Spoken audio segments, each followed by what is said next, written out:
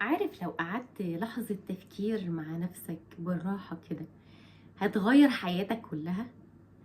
أول حاجة هتعملها إن أنت هتتخلص من العادات السيئة اللي بتخليك تاكل الايموشنال ايتينج، الأكل العاطفي. اول حاجة هتعملها ان انت تتخلص من اصدقاء السوء اللي حواليك اللي عمالين يدوك طاقات سلبية ويحبطوا فيك وانت بتعمل الرجيم بتاعك. انا مش عايزاك تعمل رجيم ولا دايت ولا تسميه كده من اساسه، سميه بداية حياة صحية، بداية تحسين علاقتي مع الاكل.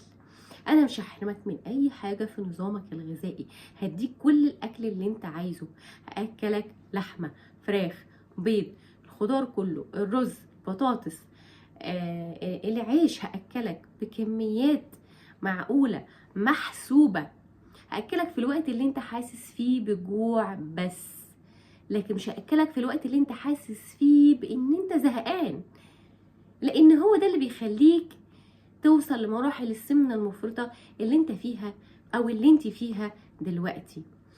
لازم تقطع علاقتك بالناس دي، ده اول حاجة. تاني حاجة لازم تلاقي البدايل الصحية. هي ايه البدايل الصحية؟ تعالى وانا افهمك. تعالي كده واسمعيني كويس. هاتي نوتة، ولما تحسي ان انتي رايحة على التلاجة علشان تطلعي حتة الكيكة التشيز كيك او الكيكة اللي بالشوكولاتة او برطمان النوتيلا اللي عندي عشان اكله بالمعلقة، هتعملي ايه؟ تجيبي النوتة الاول وتقعدي، انا مالي، انا متضايقة اصل حصل النهاردة كذا وكذا وكذا، واروح كاتبه في النوتة افرغ كل مشاعري السلبية اللي مخلياني متغاظة قوي وعايزة اروح افش غيظي دوت في الاكل. مش ده بيحصل معاكوا فعلا؟ مش فجأة تلاقي نفسك متغاظ من موقف، متضايق قوي وعايز افش غلي في الاكل، هيفضل اكل اكل اكل. عارفين ليه؟ لان المخ علاقته بالاكل علاقة ايجابية جدا. المخ، كيمياء المخ بتتعامل مع الاكل بسرعة قوي، يعني بتخليك تحس بسعادة قوية جدا جاست ان انت اكلت على طول. بالذات لو انت اديت للمخ في الوقت دوت سكر، هيعلى، يعني الدوبامين هتلاقيه في السما. وبس انا عايزه اقولك ان على قد السعاده اللي انت بتحس بيها الخمس دقايق بتوع اكل برطمان النوتيلا ده، انت بعد ما بتخلصه بتحس بالندم، صح ولا مش، ولا انا غلطانه؟ بتحس بالندم ولا لا؟ وبتلاقي نفسك جعان اكتر مما كنت في الاول، فتروح جايب 10 رغيف عيش وبتقعد بقى تاكل في حاجات تانية ما انتش فاهمها اصلا، واصلا ما كنتش عايز تاكلها من الاساس لانك اساسا كنت متعشي.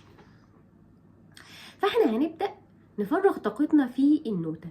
انا ضايقني موقف كذا، انا النهارده مثلا في الشغل حصل كذا، حصل مع الولاد كذا، جوزي ضايقني، مراتي ضايقتني في حاجه، مامتي تعبانه، ابويا مش عارفه ايه، وات ايفر الحاجه اللي مضايقاك، معصباك، مخلياك حاسس بالزهق بالتعب، عايز تفش غلك في الاكل، انت هتكتبها. خلاص كتبتها، اشرب كوبايتين ميه. لا تعالى، طب خلاص انا الحل ده ما جابش معايا نتيجه، في حل تاني. هعمل ايه؟ هنزل افرغ طاقتي وغلي وغيظي ده في المشي، في الرياضه. هنزل، لو بلعب رياضه انزل العبها، لو بلعب جيم اروح الجيم، لو انا مش بلعب انزل امشي في الشارع نص ساعه ساعه لحد يعني اكلم نفسي شويه. يعني مش تمشي في الشارع تكلم نفسك زي المجانين، افكر كده ممكن اكلم نفسي بصوت واطي محدش هيسمعني، مش هيعرفوا ان انا مجنون ان شاء الله. يعني هتلاقي نفسك وصلت ان انت فرغت طاقتك واتكلمت في الموضوع مع نفسك ولقيت له حل من غير ما تاكل وتحس بالندم وتزيد على الميزان. بالعكس، ده انت نزلت وحرقت دهون ووصلت كمان لان انت حليت مشكلتك. ما هو انت محتاج تحلها، مش محتاج تفش غلك في الاكل، ما هي مش هتتحل، لازم يعني تقعد مع نفسك وتلاقي حل فعلا حقيقي ايجابي. تمام، هتلعب رياضه. كمان في حل تالت انت ممكن تعمله. ربنا سبحانه وتعالى قال لنا صلوا 5 فروض في اليوم. ليه؟ عشان لما هنروح نصلي هنتقرب من ربنا، اول حاجه بنخش بنتوضى. الوضوء ده بيهدي الاعصاب، بتبرد ايدك، شعرك، رجلك، بتهدى. تمام، بتخش تصلي. الركوع والسجود ولما بتنزل الدم بيمشي في الجسم كله، بيخلي الجسم يهدى. لاحظ نفسك قبل الصلاة غير بعد الصلاة. اقعد في الصلاة اتكلم مع ربنا، هدي اعصابك من التوتر. ما تعالجش مشاكلك بالاكل العاطفي، ده اسمه اكل مضر لصحتك ولجسمك. لا بالعكس، هتخلص صلواتك. حتى لو انت مخلص صلواتك وفي وقت ما فيش فيه صلاة، صلي قيام الليل. ربنا موجود في كل الاوقات، وقت ما هنحتاج له، وقت ما نبقى زعلانين هنروح هيسمعنا. خلي دايما قربك من ربنا هو اللي يخليك دايما الافضل، دايما الاحسن، عشان صحتك تبقى افضل، عشان كمان تنزل على الميزان. زي ما انت نفسك تنزل ال20 كيلو اللي بقالك 5 سنين بتحاول تنزلهم ومش عارف، وعايز ادوية تخسيس.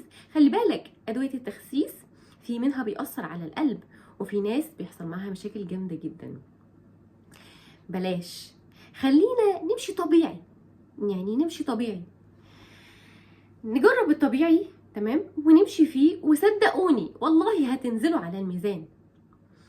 طيب انا اتخلصت من ده كله، واتخلصت من التوتر. انا قاعد بقى حاسس بملل، وبرضو عايزه اتسلى قدام التلفزيون وانا ما عنديش اي مشاكل. ما هو الملل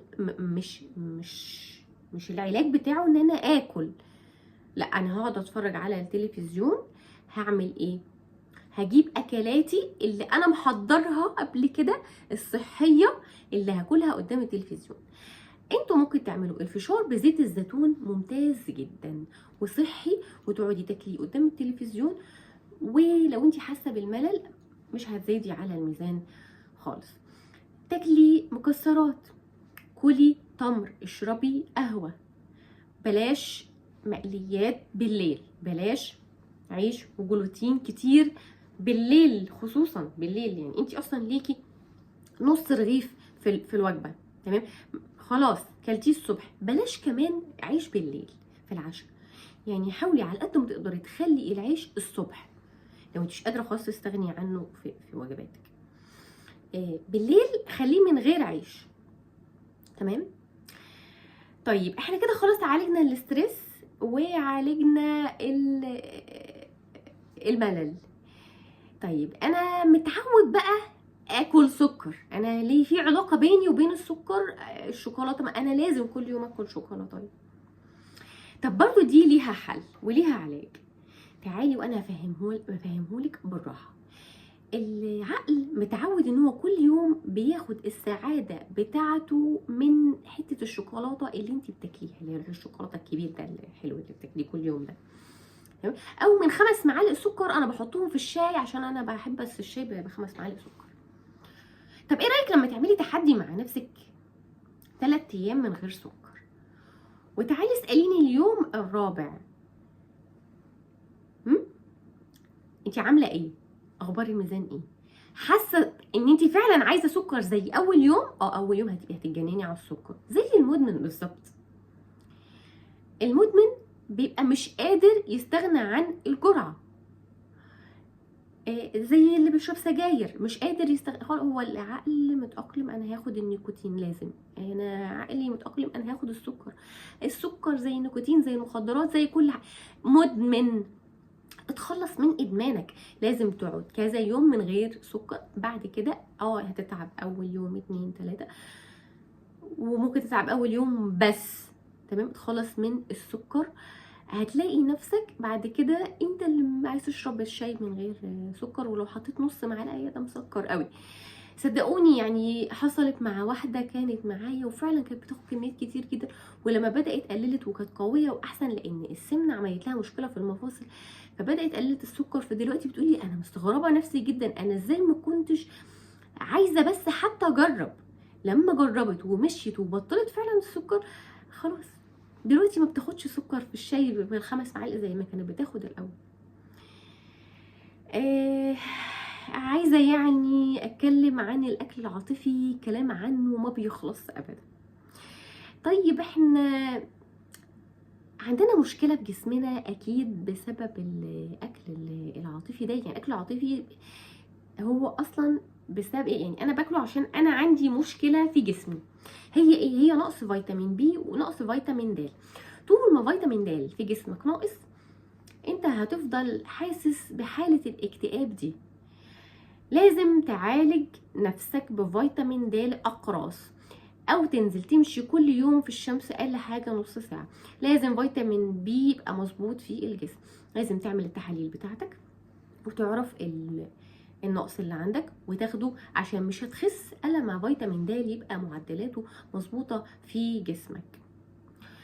الشعور بالسعاده مش بيجي بس من حته الشوكولاته، لا، الشعور بالسعاده بيجي من اللحمه بتاعه الخرفان، بيجي من الدهون الصحيه. يعني الدهون الصحيه اللي هي ايه؟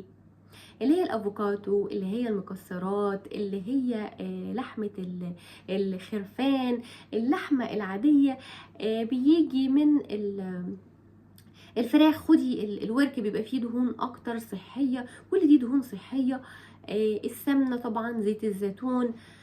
الدهون الصحيه مفيده جدا لجسمك وهتسبب لك احساس بالسعاده، هيمنع عنك احساس الاكتئاب اللي انت بتحسيه وبتلجئي فيه للشوكولاته عشان تعالجي الاكتئاب ده. لا، كل الحاجات دي صحيه مفيده. ودايما يكون في حياتك الرياضه، الميه، النوم الصحي من 6 ل 8 ساعات، النوم بتاع بالليل، مفيش اكل قبل النوم ب4 ساعات. تصحي من النوم ما تجريش على الاكل، استني لما تجوعي، اخري الفطار او افطري صح، او امنعي الفطار خالص. اهم حاجة تكوني في صحة جيدة. لازم تاكلي ولازم تحسبي سعراتك صح على حسب وزنك. لو مش عارفة تحسبيها اكتبي لي وزنك في الكومنتات، واكتبي لي تفاصيل تانية. اكتبي لي بس وزنك الاول، وانا هعمل لك سعراتك وهسألك على حاجات تانية وهتابع معاكي وهخليكي تخسي بإذن الله.